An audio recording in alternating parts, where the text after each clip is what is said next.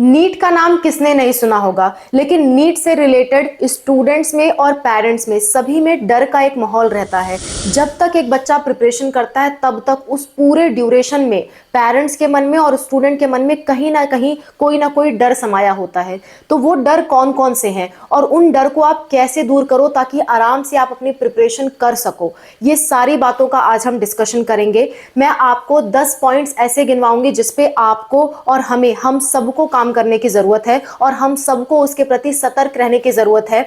अगर हमारा स्टूडेंट या आपका बच्चा या आप एक स्टूडेंट हो, आप इस वीडियो को देख रहे हो तो ध्यान से इन 10 पॉइंट्स को समझिए और ये डर अपने अंदर से निकालिए, क्योंकि जब तक आप किसी एग्जाम के प्रति डर का माहौल रखेंगे तब तक तो उस एग्जाम पे आप जीत हासिल नहीं कर सकते। उस एग्जाम पे आप जो सपना संजो के रखे हैं वो हासिल करना बहुत ही ज्यादा मुश्किल हो जाएगा अगर आपके मन में डर का माहौल रहता है।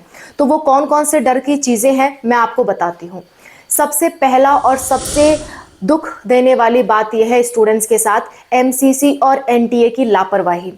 एमसीसी और एनटीए क्या है और क्या लापरवाहियां होती आ रही हैं, क्या इसका सॉल्यूशन है, इसके बारे में सबसे पहला हम डिस्कशन करेंगे। क्योंकि एक स्टूडेंट कितना भी अच्छा प्रिपरेशन कर ले, कितना भी अच्छे से तैयारी कर ले, टॉप क्यों ना कर ले, लेकिन अगर ऊपर बैठी संस्थाओं की तरफ से ही गलती हो रही है तो बच्चा और उसके पेरेंट्स करेंगे क्या। कितने भी पैसे लगा लो, कितनी भी तैयारी कर लो, लेकिन अगर ऊपर बैठे लोग जो गलती कर रहे हैं वो गलती बार बार दोहराई गई तो डर का माहौल हमेशा बना रहेगा। तो वो गलतियां क्या है, उससे क्या निपटारा हो सकता है, कैसे बच सकते हैं, वो सारी बातें आपके सामने रखती हूं। पहली बात, एमसीसी क्या है और एनटीए क्या है। एमसीसी का फुल फॉर्म होता है मेडिकल काउंसलिंग कमेटी और एनटीए का फुल फॉर्म होता है नेशनल टेस्टिंग एजेंसी। एनटीए एक ऐसी संस्था है जो एग्जाम्स कराती है, जैसे नीट, जेई, ये सब एग्जाम्स आपके एनटीए कराती है। सीयूईटी का भी एग्जाम कराती है। बहुत सारे एग्जाम्स एनटीए के अंतर्गत आते हैं। बहुत सारे एग्जाम्स ऐसे हैं जो एनटीए कंडक्ट कराती है। तो एनटीए एक टेस्टिंग एजेंसी है, यानी पेपर्स को डिजाइन करना, उसे सुरक्षित रूप से स्टूडेंट्स तक पहुंचाना ताकि कोई पेपर लीक ना हो, कोई लापरवाही ना बरती जाए। तो इसके लिए जो संस्था है जो पेपर्स को बनाती है और कंट्रोल करती है, स्टूडेंट्स में बंटवाती है और एग्जाम का पूरा स्ट्रैटेजी बनाती है, ये पूरा हाथ में होता है किसके, एनटीए के। एनटीए वो संस्था है जो एग्जाम आपका करवा रही है और एनटीए की तरफ से लगातार पिछले वर्षों में लापरवाही देखी गई है। इससे पहले भी कुछ दूसरी संस्थाएं, सीबीएसई की संस्था थी, वो आपकी पेपर कराती थी, तब इतनी ज्यादा लापरवाहियां नहीं थी। लेकिन जब से एनटीए जैसी संस्था आई है पेपर में बहुत ज्यादा लापरवाही देखी गई है। तो पहला प्रस्ताव मेरा तो ये है, या तो एनटीए में स्ट्रिक्ट रूप से सुधार किया जाए या फिर एनटीए को चेंज करके दूसरी संस्था से एग्जाम करवाया जाए। इसके लिए आप क्या कर सकते हैं, आप अपील कर सकते हैं, आप कोर्ट में पीआईएल डाल सकते हैं, या फिर आप जो ट्विटर हैंडल्स पे जो इनके चेयरमैन हैं उनको आप ट्वीट कर सकते हैं और अपनी समस्या, अपने डर से रिलेटेड बातें लिख सकते हैं। ठीक है, अच्छा, तो एनटीए का काम है पेपर बनाना और एग्जाम करवाना। और एनटीए ने क्या क्या लापरवाहियां करी हैं वो मैं आपको एक एक करके गिनवा देती हूँ। पहली लापरवाही एनटीए की ये होती है कि पेपर पिछले कई वर्षों में लीक होने की बातें सामने आई है और कहीं ना कहीं इनमें सच्चाई जरूर है, पेपर लीक हुआ है। दूसरी बात, सेंटर्स पे प्रॉपर व्यवस्था नहीं की गई है। जैसे इस साल की अगर मैं बात करूं, पिछले साल तो पेपर लीक होने की 99% कंफर्मेशन तक आ गई थी कि पेपर लीक हुआ है, फिर भी उस पर कोई स्ट्रिक्ट एक्शन नहीं लिया गया। और इस साल भी पेपर लीक होने की बात सामने आई थी, बहुत जगह सामने आई थी, लेकिन उसे कहीं ना कहीं दबा दिया गया। दूसरा ये कि सेंटर्स पे उचित व्यवस्था ना होना। जैसे इस साल की बात करूं तो एमपी के कुछ सेंटर्स पे पावर कट का प्रॉब्लम फेस करना पड़ा स्टूडेंट्स को, जिसकी वजह से पेपर देखने में, उन्हें सॉल्व करने में बड़ा मुश्किल हुआ। क्योंकि कुछ कमरे ऐसे होते हैं जो बंद होते हैं, जिनमें विंडो की या दरवाजे की लाइट उतनी ज्यादा नहीं आती है कि एक बच्चा पेपर सॉल्व करे। खासकर वो स्टूडेंट्स जिनकी आंख की नजर कमजोर है, अंधेरे में जिनको नहीं दिखाई देता, उनके लिए बहुत बड़ी समस्या होती है। एक तो 3 घंटे के अंदर पूरा पेपर सॉल्व करना, इतना बड़ा पेपर 1 मिनट में एक क्वेश्चन सॉल्व करना है, इतने टफ क्वेश्चंस होते हैं, इतना दिमाग लगाने वाले क्वेश्चंस कि आपको क्वेश्चन पढ़ते पढ़ते 1 मिनट हो जाता है, उसमें आपको सॉल्व भी करना है। तो ये बड़ी मुश्किल की बात होती है कि सुविधाएं प्रॉपर ना हो और उसमें जाकर के पेपर दे बच्चा, ये बड़ी मुश्किल की बात होती है। तो सेंटर्स पे प्रॉपर सुविधा ना प्रोवाइड करवाना बहुत ज़्यादा बच्चों को और पेरेंट्स को पैनिक करता है। तीसरी बड़ी समस्या आती है रिजल्ट में बहुत बार हेराफेरी देखी गई है। बहुत बार रिजल्ट में ऐसे लोगों का नाम आया है जिनका नहीं आना चाहिए था, जो क्वालिफाई नहीं होने चाहिए थे। बहुत बार मार्क्स में इधर उधर किया गया है, हेराफेरी की गई है। जैसे पिछले साल की बात बताऊं तो कुछ बच्चों के जो मार्क्स थे वो पॉसिबल ही नहीं थे। 718 719 मार्क्स किसी भी कंडीशन में पॉसिबल नहीं थे, तो एनटीए ने अचानक से ग्रेस मार्क्स की बात रखी थी। तो एनटीए की तरफ से बहुत सारी लापरवाहियां, बहुत सारी गड़बड़ी देखने को मिली है। तो पहला प्रस्ताव ये होना चाहिए, या तो एनटीए को बदल दिया जाए, कोई दूसरी टेस्टिंग एजेंसी हो। दूसरा प्रस्ताव ये होना चाहिए कि अगर बदला नहीं जा रहा है तो किसी भी तरीके से स्ट्रिक्ट तरीके से पेपर होना चाहिए, ताकि बच्चे और पेरेंट्स बेफिक्र होकर पेपर दे सके और अपनी मेहनत पे भरोसा रखें, ना कि धोखाधड़ियों पे। ठीक है, क्योंकि धोखाधड़ी करके जो आगे बढ़ जाते हैं वो आगे बढ़ जाते हैं और मेहनत करने वाला आजकल पीछे रह जा रहा है। तो ऐसा ना हो। जो मेहनती स्टूडेंट है उसके लिए ये बड़ी डीमोटिवेट करने वाली बात है कि संस्थाओं की तरफ से गलती हो रही है। तो पहली संस्था थी एनटीए, जो एग्जाम्स में और रिजल्ट्स में लापरवाहियां करती है। दूसरी संस्था है आपकी एमसीसी। एमसीसी के खिलाफ पहले कोई कंप्लेंट नहीं आ रही थी, लेकिन इस बार आप देखेंगे तो एमसीसी की तरफ से भी बहुत बड़ी लापरवाहियां सामने आई हैं। एमसीसी यानी कि मेडिकल काउंसलिंग कमेटी। एग्जाम के बाद रिजल्ट आ जाता है, यहां तक का काम तो एनटीए करती है। उसके बाद कौन सा कोर्स बच्चे को ज्वाइन करना है और कौन सा कॉलेज मिलेगा, ये होती है काउंसलिंग की प्रक्रिया। काउंसलिंग की प्रोसेस में कोर्स कौन सा मिलेगा, कॉलेज कौन सा मिलेगा, क्योंकि सोचिए ना, इंडिया भर में कितने सारे कॉलेज हैं। एक बच्चा हर एक कॉलेज पे थोड़ी ना भटकने जाएगा कि मुझे कहाँ एडमिशन मिल रहा है, मुझे कहाँ मिल रहा है। तो इसके लिए एक संस्था होती है एमसीसी, जो कि काउंसलिंग कराती है एमबीबीएस, बीडीएस और नर्सिंग की। इस बार एमसीसी की संस्था की वेबसाइट इतनी ज़्यादा खराब थी कि उन्होंने 2 बार तो डेट एक्सटेंड की और फिर बिना किसी वजह के उन्होंने 7 बार डेट एक्सटेंड की, जिसकी वजह से पेरेंट्स और स्टूडेंट्स और जितने भी लोग हेल्पर्स लगे हुए थे, जैसे हम जैसे लोग भी जो यूट्यूब पे वीडियो बना के इन्फॉर्म करते हैं या काउंसलिंग कराते हैं, हम लोग भी परेशान हो गए। 7 बार डेट एक्सटेंड, 7 बार बहुत होता है डेट एक्सटेंड। 7 बार उन्होंने डेट एक्सटेंड किया और 7 बार डेट एक्सटेंड करने के बाद जब रिजल्ट आया तो अचानक से आ गया रिजल्ट, जिसमें बहुत सारी गलतियां देखी गई। जिसने जो कोर्स भरा नहीं उसको वो कोर्स मिल गए। ऐसे मैंने खुद की काउंसलिंग करवाई हुई है, मैंने खुद काउंसलिंग करवाया है एक लोगों का। उन्होंने सिर्फ एमबीबीएस भरा था और उनको बीडीएस कॉलेज अलॉट हुआ। और वो सिर्फ इकलौते नहीं हैं, कई सारे लोगों के साथ ऐसा हुआ कि उन्होंने भरा कुछ और था, अलॉट कुछ और हो गया। नियम यह है कि जितने कॉलेज हम भरते हैं, जितने कोर्स भरते हैं, उसमें से कोई मिलने वाला होता है तो मिलता है, अदरवाइज नहीं दिया जाता। ठीक है, तो इस तरह की लापरवाहियां एमसीसी की तरफ से सामने आई हैं, खासकर डेट से रिलेटेड और रिजल्ट में हेराफेरी से रिलेटेड। ये चीज़ें सामने आई हुई हैं एमसीसी की तरफ से। तो सबसे पहला प्रस्ताव ये होना चाहिए, सबसे पहले परेशानी की बात कि स्टूडेंट कितना भी तैयारी कर ले, कितना भी कुछ भी कर ले, जब तक एमसीसी और एनटीए अपना काम सही से नहीं कर रही हैं तब तक आगे का काम कारगर नहीं होगा। तो हम सभी पेरेंट्स को, सभी टीचर्स को और सभी स्टूडेंट्स को इसके खिलाफ आवाज़ ज़रूर उठानी चाहिए। पहला कदम हमारा ये होना चाहिए। अब बात करते हैं दूसरे पॉइंट की। दूसरा पॉइंट है वेरी वेरी हाई कंपटीशन। इतना ज़्यादा कंपटीशन शायद ही किसी एग्जाम में आपको देखने को मिले जितना नीट के एग्जाम में देखने को मिलता है। बहुत ही हाई कंपटीशन नीट में होता है। वजह इसके पीछे ये है कि 17 साल से प्लस का बच्चा कोई भी दे सकता है और एज की ना कोई लिमिट है, ना कोई अटेम्प्ट की लिमिट है। तो लोग बार बार, साल दर साल एग्जाम दिए जा रहे हैं। तो जो फ्रेशर्स हैं, अभी 12th पास आउट करके आए हैं, उनके लिए बहुत ज़्यादा मुश्किल हो जाता है कि वो उन लोगों से कंपटीशन करें जो लोग पहले से 4-5 साल से तैयारी कर रहे हैं। जो 4-5 साल से तैयारी कर रहा है और जो अभी 12th पास करके आया है, दोनों के लिए पेपर सेम होता है। तो आप फर्क समझिए कि जो 12th पास आउट करके बच्चा आया है उसकी क्या माइंड का लेवल है, वो कैसे कोप अप करेगा उन बच्चों से जो 4-5 साल से तैयारी कर रहे हैं। तो बहुत ज़्यादा हाई कंपटीशन है। 25 लाख के लगभग बच्चे अप्लाई करते हैं और 2026 में संख्या और बढ़ सकती है। हर साल संख्या में बढ़ोतरी आती जा रही है नीट के कंपटीशन से रिलेटेड, नीट के एग्जाम से रिलेटेड। इसमें कोर्सेज बहुत लिमिटेड हैं, सीट्स बहुत लिमिटेड हैं, लेकिन कंपटीशन आपको बहुत ही हाई देखने को मिलता है। और जो बच्चे हैं वो हर साल बढ़ते जा रहे हैं। तो हाई कंपटीशन भी एक बहुत बड़ी वजह है जिसकी वजह से बच्चों में और पेरेंट्स में डर का माहौल रहता है कि पता नहीं इस बार कितने बच्चे देंगे, पता नहीं इस बार पेपर कैसा आएगा। इस तरह का डर का माहौल रहता है हमेशा। तो कंपटीशन, हाई कंपटीशन का निवारण ये है कि सबको प्रस्ताव रखना चाहिए कि नीट्स में अटेम्प्ट्स की लिमिट डिसाइड की जाए, और दूसरी बात सीट्स का नंबर बढ़ाया जाए ताकि जो जितने ज़्यादा बच्चे हर साल बढ़ रहे हैं उस हिसाब से सीट्स का नंबर भी इंक्रीज़ किया जाए। सीट का नंबर बढ़ते हैं 100-200, बच्चे बढ़ते हैं लाखों में, तो कंपटीशन वहीं का वहीं रह जाता है, बल्कि और बढ़ ही जाता है हर साल।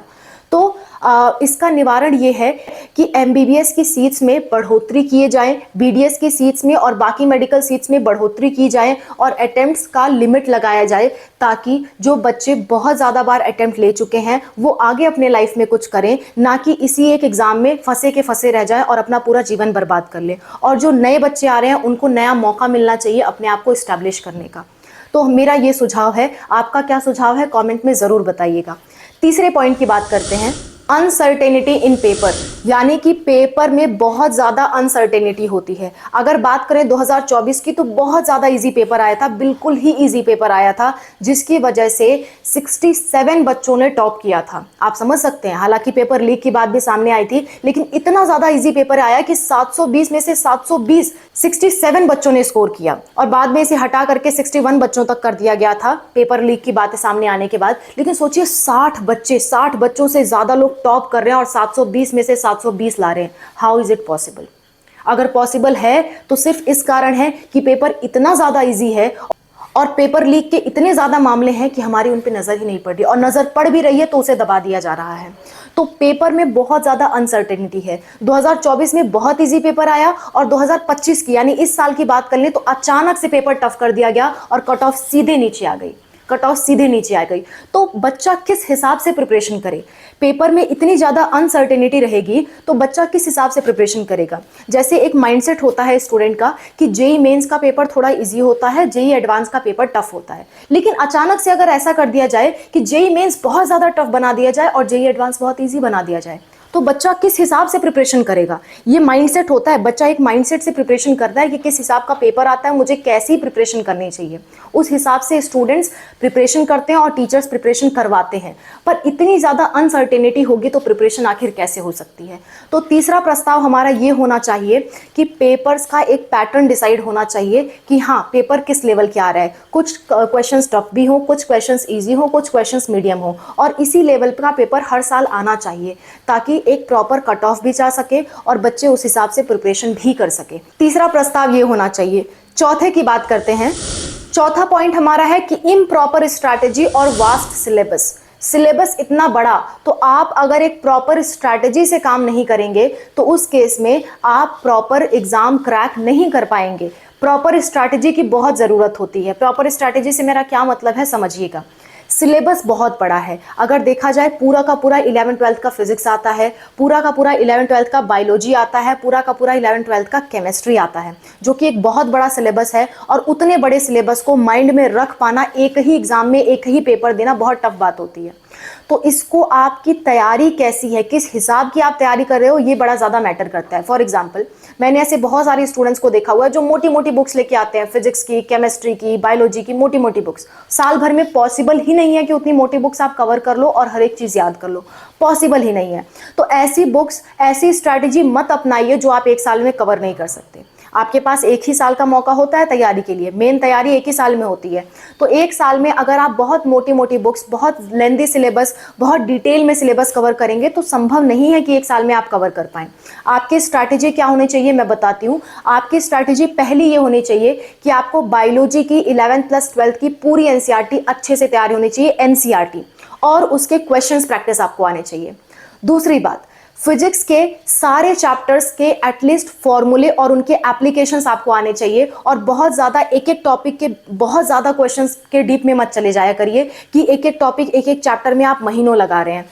ऐसा मत किया करिए। अपने आप को रोकना सीखिए, सही समय पे रोकना सीखिए। मैं जानती हूँ फिजिक्स बहुत इंटरेस्टिंग होता है, फिजिक्स में कभी कभी डूब जाने का मन करता है, और कुछ टॉपिक समझ में आते हैं तो उसके कई सारे क्वेश्चन लगाने का मन करता है, लेकिन एक समय पे अपने आप को रोका करिए, क्योंकि आपको कोशिश ये करनी है कि आपको दिसंबर जनवरी तक पूरा सिलेबस कवर करके बार बार क्वेश्चन प्रैक्टिस करनी है, प्रीवियस ईयर क्वेश्चंस लगाने हैं।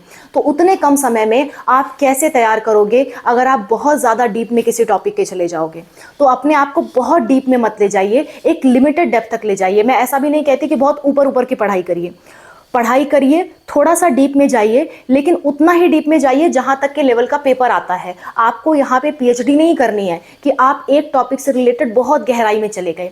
आपको यहाँ पे पीएचडी नहीं करनी है। एग्जाम क्रैक करने के लिए टॉपिक उठाइए, टॉपिक को समझिए, उससे रिलेटेड क्वेश्चन सॉल्व करिए और एक लिमिट तक जहां तक के क्वेश्चन आते हैं। ऐसा नहीं कि आप जेई एडवांस का पेपर लगा रहे हो, जेई मेंस का पेपर लगा रहे हो, नॉट नेसेसरी। आप नीट के पेपर लगाइए, नीट का पेपर सॉल्व करिए, या नीट से रिलेटेड जो मॉडल पेपर्स आते हैं उनको आप सॉल्व करिए। आपको जेई एडवांस, जेई मेंस के पेपर सॉल्व करने की ज़रूरत नहीं है। यहाँ पे बहुत सारे स्टूडेंट्स करने लगते हैं और उसमें उनका समय बड़ा बर्बाद हो जाता है। सिर्फ फिजिक्स तो स्ट्रांग हो जाती है, लेकिन केमिस्ट्री बायो वीक पड़ जाती है। इसी तरह केमिस्ट्री में भी हर एक चीज़ की लिमिट में पढ़ाई करिए। आप उसमें बहुत डूब मत जाइए। अगर डूबते हैं, डूब के पढ़ाई करना चाहते हैं, तो अपने पढ़ाई के घंटे बढ़ाइए, आवर्स बढ़ाइए और डेडिकेशन बढ़ाइए। हर एक सब्जेक्ट को इक्वल इंपॉर्टेंस दीजिए। हर एक सब्जेक्ट को इक्वल इंपॉर्टेंस जब तक नहीं देंगे आप, तब तक एग्जाम क्रैक नहीं होगा। तीनों सब्जेक्ट में बराबर से आगे बढ़िए। ऐसा नहीं कि सिर्फ बायोलॉजी तैयार कर लिया, सिर्फ फिजिक्स तैयार कर लिया, सिर्फ केमिस्ट्री तैयार कर लिया, या कोई 2 सब्जेक्ट तैयार कर लिया। तीनों सब्जेक्ट आपको इक्वल लेवल पे मजबूत करने होंगे। सबसे ज्यादा फोकस बायोलॉजी पे और सेकेंडरी फोकस फिजिक्स केमिस्ट्री को साथ लेकर के चलिए। जब तक आप साथ लेके नहीं चलेंगे, एक सब्जेक्ट पीछे रह जाएगा, तो उससे आप बड़ा मात खा जाएंगे। किसी एक सब्जेक्ट में अगर आप फुल में से फुल ला रहे हैं और दूसरे सब्जेक्ट में 50 नंबर 60 नंबर आ रहे हैं, कोई मतलब नहीं है, आपका एग्जाम क्रैक नहीं होगा। इसीलिए तीनों सब्जेक्ट को साथ लेकर चलिए। उतनी ही बुक्स खरीदिए, उतना ही सिलेबस कवर करिए जितना आप एक साल में कर सकते हो। इतना मत करिए जितना आप कर ही नहीं सकते। समझ रहे हैं? और हमारी एक प्रिपरेशन का चैनल है स्पार्क अप स्टडी, उस पर हम फ्री प्रिपरेशन करवा रहे हैं। उसको आप देख सकते हैं, डिस्क्रिप्शन में लिंक है। उस पर हम A to Z free preparation करा रहे हैं और जितना आपके लिए ज़रूरी है उतना करवा रहे हैं कि टफ पेपर आए या ईजी आए, दोनों आप क्रैक कर सको। उतना प्रिपरेशन हम करवा देंगे आपकी, ठीक है, free of cost, without any fees. Free of cost preparation हो रहा है स्पार्क अप स्टडी पे। प्लेलिस्ट बनी हुई है, एक एक प्लेलिस्ट चेक करिए और उसकी आप प्रिपरेशन करिए। ओके, 5वें पॉइंट की बात करते हैं, टाइम मैनेजमेंट। टाइम मैनेजमेंट बहुत ज़्यादा ज़रूरी होता है, भले आप प्रिपरेशन का टाइम मैनेजमेंट कर रहे हो या फिर आप एग्ज़ाम का टाइम मैनेजमेंट कर रहे हो। दोनों ही जगह टाइम मैनेजमेंट करना होता है। लोग सिर्फ एग्ज़ाम के टाइम मैनेजमेंट की प्रैक्टिस करते हैं, लेकिन प्रिपरेशन के टाइम मैनेजमेंट की प्रैक्टिस नहीं करते हैं। दोनों ही प्रैक्टिसेस आपके लिए ज़रूरी है। जैसा कि मैंने आपसे डिस्कस किया कि सिलेबस बहुत वास्ट है। अगर बहुत बड़ी बड़ी बुक्स या बहुत एक टॉपिक के बहुत डेप्थ में आप जाने लगेंगे तो सारा सिलेबस कवर नहीं कर पाएंगे। तो टाइम मैनेजमेंट आपको प्रिपरेशन में भी करने हैं। अपने कुछ मंथ्स डिवाइड करिए थ्योरी पढ़ने में, कुछ मंथ्स डिवाइड करिए रिवीजन में, कुछ मंथ्स डिवाइड करिए प्रीवियस ईयर क्वेश्चंस प्रैक्टिस में और अगेन रिवाइज करने में। ठीक है, ऐसे स्ट्रैटेजी से आप चलेंगे तो आपका सही पेपर हो पाएगा। अगर आप सिर्फ थ्योरी करते हैं, विदाउट क्वेश्चन प्रैक्टिस जाते हैं, कुछ नहीं होने वाला। सिर्फ क्वेश्चन प्रैक्टिस करते हैं, डेप्थ में थ्योरी मालूम ही नहीं है, थ्योरी कहाँ क्या अप्लाई करना है मालूम ही नहीं है, तो कुछ नहीं होने वाला। आपको थ्योरी भी पढ़नी है, रिविजन भी करना है, प्रीवियस ईयर क्वेश्चन प्रैक्टिस भी करने हैं, पेपर्स भी लगाने हैं। तो एक प्रॉपर अपना समय डिवाइड करिए और उस अनुसार काम करिए। ठीक है, अगर टाइम मैनेजमेंट पे आपको स्पेशल वीडियो चाहिए, कमेंट करिए, एक special dedicated video proper time management में मैं आपके लिए ला दूंगी। ओके, नेक्स्ट बात करते हैं आपके पेपर से रिलेटेड टाइम मैनेजमेंट की। जब आप पेपर देने जाते हो तो उसमें भी आपको प्रैक्टिस करनी होती है। ये आपके प्रिपरेशन का ही पार्ट होता है। अचानक से आप पेपर में बैठ करके टाइम मैनेजमेंट नहीं कर पाओगे। टाइम मैनेजमेंट आपकी प्रिपरेशन से ही शुरू होता है। प्रिपरेशन में थ्योरी पढ़ लीजिए, रिवीजन कर लीजिए, फिर पेपर भी लगाइए प्रिपरेशन के दौरान और उस पेपर में एक पैटर्न फॉलो करिए। एक बार देखिए कि आप बायो के क्वेश्चन पहले लगाइए, फिर केमिस्ट्री, फिर फिजिक्स, पहले इजी क्वेश्चंस लगा के फिर टफ क्वेश्चंस लगाने की ओर बढ़िए और आपका टाइम मैनेज करिए कि मैं एक क्वेश्चन में कितने ज़्यादा समय लगा रहा हूँ, कहाँ मेरे समय जा रहे हैं। तो एक पैटर्न डिसाइड करिए अपने माइंड में कि पहले मैं बायो सॉल्व करूंगा, फिजिक्स या केमिस्ट्री, तीनों में से कोई एक पैटर्न बनाइए और उसी पैटर्न पे अपने एग्जाम में भी सॉल्व करिएगा।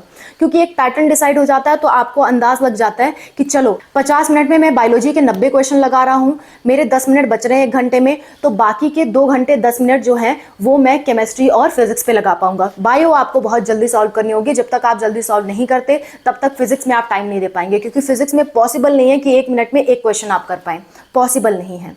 तो या फिर आप ऐसा कर सकते हैं, 1-1 घंटा तीनों को दे सकते हैं, 1 घंटा बायोलॉजी, 1 घंटा केमिस्ट्री, 1 घंटा फिजिक्स। लेकिन मेरा आपको सजेशन होगा कि फिजिक्स केमिस्ट्री को 1 घंटे से थोड़ा ज़्यादा आप देने की कोशिश करें और बायो थोड़ा जल्दी निपटाने की कोशिश करें। इस चीज़ की प्रैक्टिस करिए। जब तक इस चीज़ की प्रैक्टिस नहीं करेंगे आप टाइम मैनेजमेंट एग्जाम में डायरेक्टली नहीं कर पाएंगे। ये एक प्रिपरेशन का पार्ट होता है टाइम मैनेजमेंट। सो प्रिपरेशन के दौरान ही अपना टाइम मैनेज करना सीखिए और एग्जाम में उसे अप्लाई करिएगा। टाइम मैनेजमेंट बहुत ज़्यादा इंपॉर्टेंट है।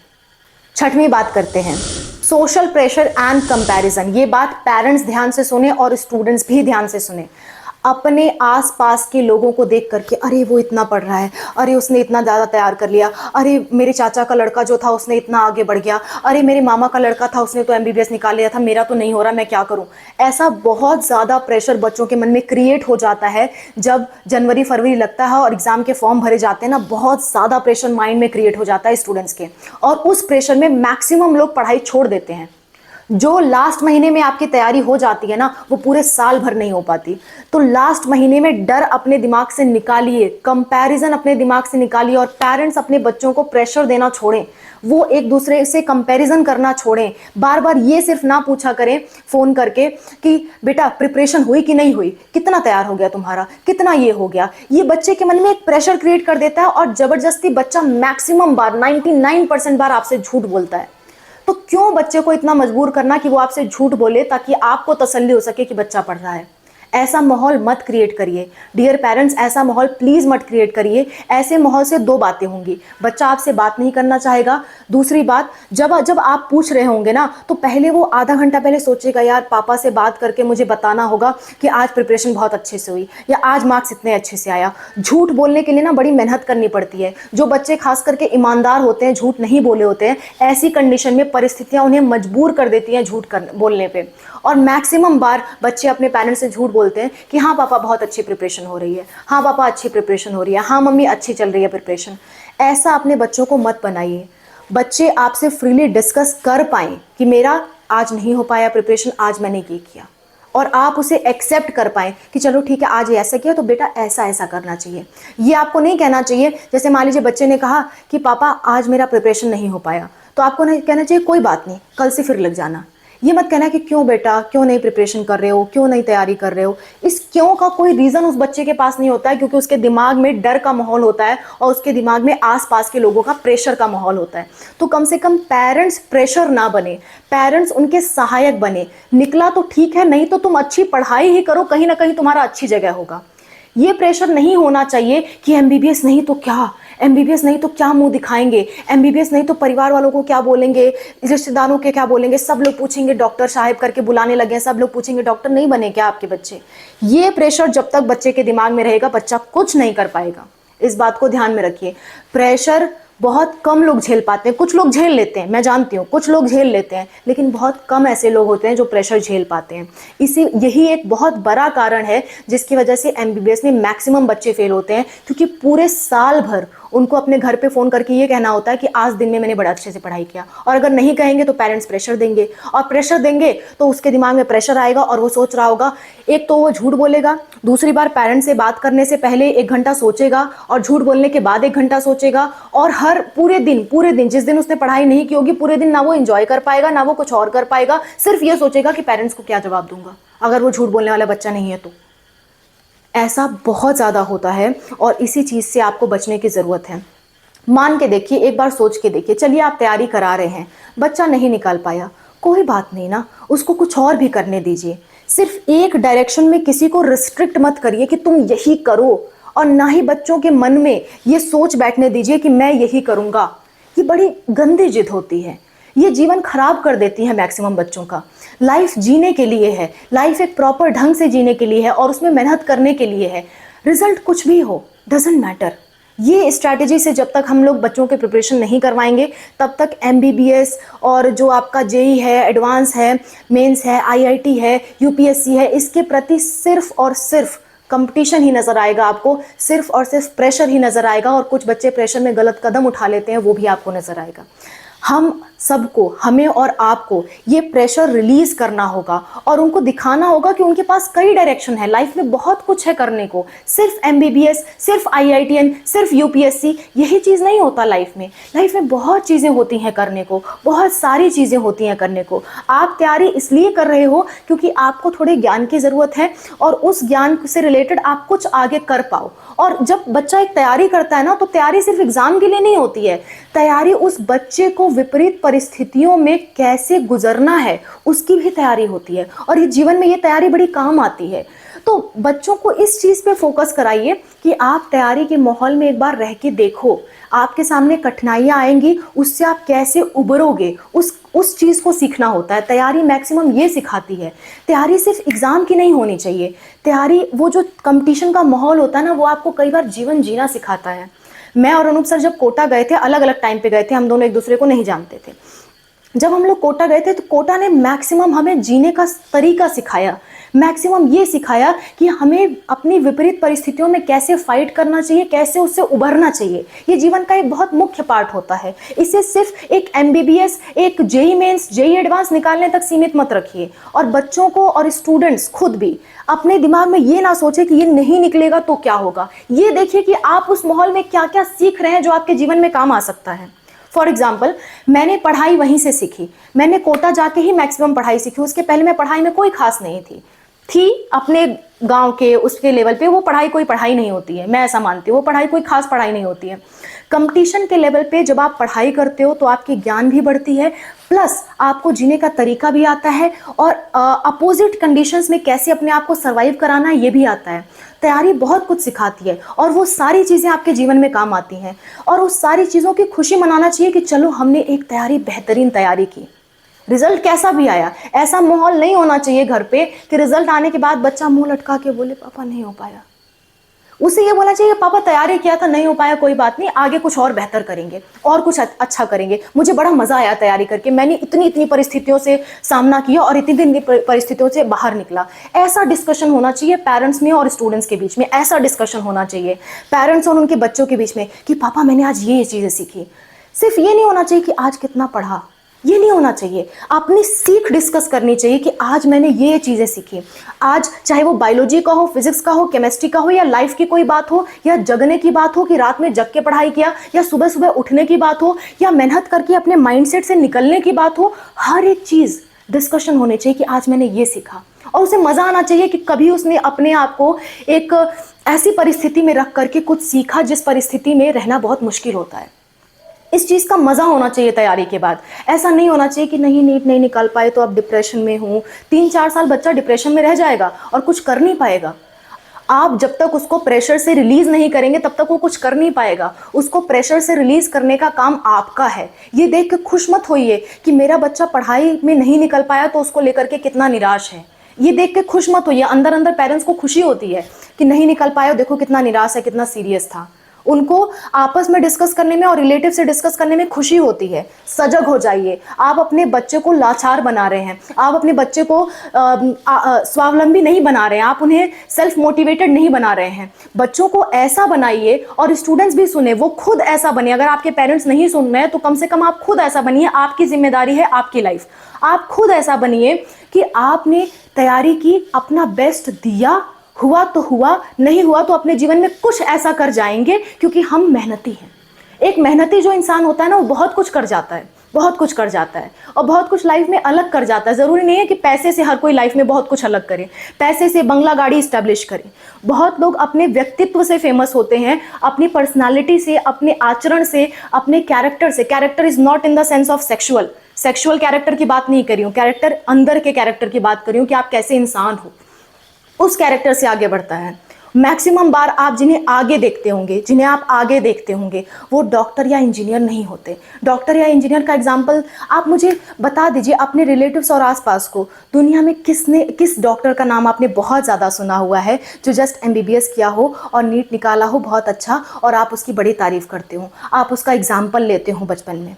आप एग्जाम्पल उनका नहीं लेते, आप एग्जाम्पल लेते हैं बहुत सारे ऐसे लोगों का, जैसे कि आइंस्टीन हो गई, मैडम क्यूरी हो गई, स्पोर्ट्स में साइना नेहवाल हो गई, सानिया मिर्जा हो गई, सचिन तेंदुलकर हो गया, विराट कोहली हो गया, क्रिस गेल हो गया। इन सब के एग्जाम्पल्स हम लेते हैं, स्पोर्ट्समैन के एग्जाम्पल लेते हैं, हम एग्जाम्पल लेते हैं सिंगर्स के, हम जो दैनिक जीवन में नाम लेते हैं वो एक्टर्स के नाम लेते हैं, हम साइंटिस्ट के नाम लेते हैं। हम डायरेक्टली MBBS या IIT वालों का नाम नहीं लेते। तो सोशल प्रेशर रिलीज करिए। बच्चे का डॉक्टरी या IIT निकल रहा है तो ठीक है, नहीं भी निकल रहा है कोई बात नहीं, वो अपने जीवन में कुछ अच्छा करे। ऐसे माइंडसेट से प्रिपरेशन करवाइए और बच्चे भी ऐसे माइंडसेट से प्रिपरेशन करें कि मैं बस एक ऐसे माहौल की तैयारी करना जा रहा हूँ ताकि मेरे जीवन में कोई भी परिस्थिति आए तो मैं उस परिस्थिति को झेल सकूँ। ना कि एमबीबीएस या कोई और एग्जाम निकालने के लिए। नहीं नहीं, एमबीबीएस और कोई और एग्जाम निकालना एक छोटी सी बात है, वो एक छोटी सी बात है। साल भर जिस परिस्थिति में आप जी रहे हैं, उस परिस्थिति में जीना बड़ी बात है। उस परिस्थिति में आपने क्या किया, ये बड़ी बात है, ये बड़ी बात है। कंपटीशन का ये माहौल बनाइए, तो जाके प्रेशर रिलीज होगा, तो जाके कुछ होना होगा तो होगा, अदरवाइज कहीं ना कहीं लाइफ में अच्छे वो इस्टेब्लिश होंगे। अगर इस तरह का माहौल पेरेंट्स और बच्चों के बीच में होगा तो कहीं ना कहीं वो अच्छे जगह इस्टेब्लिश होंगे। कोई ज़रूरी नहीं, बच्चा पैदा होता है तो आप ये नहीं सोचते कि डॉक्टर ही बनाऊंगा, या सोचते भी हैं तो कोई ज़रूरी नहीं कि वो बने। तो ऐसा अपने दिमाग में रखिए ना कि बच्चा कुछ भी बन सकता है, संभावनाएं असीम है। हम एक फील्ड में डाल रहे हैं, वो फील्ड में तैयारी करेगा, निकाल पाया तो ठीक है, नहीं निकाल पाया कोई बात नहीं, कुछ अच्छा करेगा। पेरेंट्स तो मैक्सिमम अपने दिमाग में ये बैठा के चले कि मेरा बच्चा नहीं निकालेगा, नहीं निकालेगा। उसको सपोर्ट दीजिए, उसको तैयारी सिखाइए, उसको कंपटीशन में रहना सिखाइए।